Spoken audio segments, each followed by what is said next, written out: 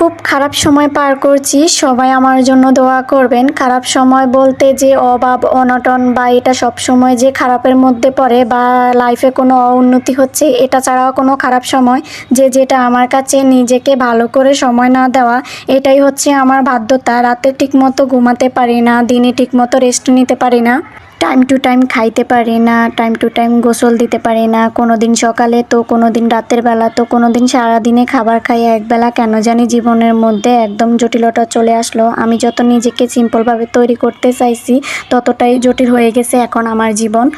আমি সবসময় এটাই চিন্তা করি, আমার সন্তানকে আমি ভালোভাবে পরিচালনা করব, আমার হাজব্যান্ডকে কিভাবে আমি ভালো রাখবো, আমি ভালো ভালো রান্না করব আর আমার হাজব্যান্ডকে আমার অনেক প্রশংসা করবে। এখন আমিটা আর সেই আগের আমি নেই। শরীরের মধ্যে কেন জানি একটা অস্বস্তিকর লাগে, সেটা আমি নিজেও জানি না। আছি আলহামদুলিল্লাহ, হয়তো কোনো পজিশন নাই, হয়তো কোনো নাম কাম নাই, কিন্তু হয়তো আমার একটা ছোট্ট সংসার আছে। আমি আর আমার হাজব্যান্ড আর আমার এক বাচ্চা নিয়ে আলহামদুলিল্লাহ খুবই ভালো আছি।